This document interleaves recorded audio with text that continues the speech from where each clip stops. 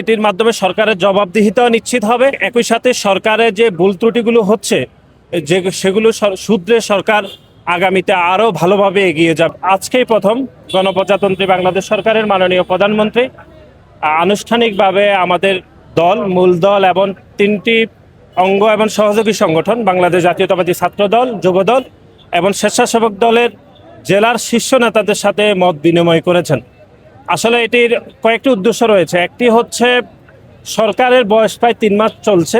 এই 3 মাসে সরকার যেই পদক্ষেপগুলো নিয়েছে সেখানে কি কি কারণে সে পদক্ষেপগুলো নিল সেগুলো নেতাকর্মীদেরকে জানানো হয়েছে এবং নেতাকর্মীরা যেন সাধারণ মানুষকে সেগুলো জানায় সে বিষয়ে নির্দেশনা দেওয়া হয়েছে।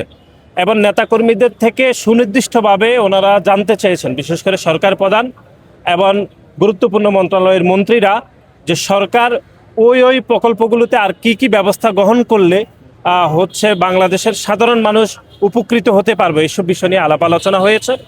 এখানে আরেকটি বিষয়, সেটি হচ্ছে যেরকম বিভিন্ন মন্ত্রণালয়ের মন্ত্রীরা বক্তব্য দিচ্ছেন, একই সাথে ওই মন্ত্রীদেরকে দেশের বিভিন্ন দূরদূরান্ত থেকে আগত আমাদের যে ছাত্রদল, যুবদল, স্বেচ্ছাসেবক দল এবং মূল দলের নেতাকর্মীরা তারাও বিভিন্ন পরামর্শ দিচ্ছেন এবং সরাসরি কোশ্চেন করছেন যে এটি কেন নেওয়া হয়েছে বা এই পরিকল্পনা নেওয়া ভুল ছিল নাকি সঠিক ছিল, সকল বিষয়ে একটা জবাবদিহিতার আওতায় আনা হচ্ছে। এবং এটি সরাসরি মাননীয় প্রধানমন্ত্রী বলেছেন যে কোশ্চেনগুলো যেন একজন জনসম্পৃক্ত হয় সে বিষয়ে তিনি কথা বলেছেন।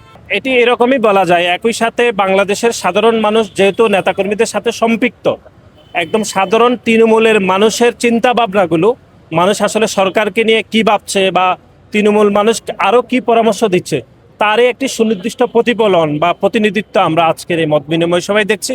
আমরা আশা করছি এটির মাধ্যমে সরকারের জবাবদিহিতাও নিশ্চিত হবে এবং একই সাথে সরকারের যে ভুল ত্রুটিগুলো হচ্ছে সেগুলো শুধরে সরকার আগামীতে আরও ভালোভাবে এগিয়ে যাবে বলে আমরা প্রত্যাশা রাখছি।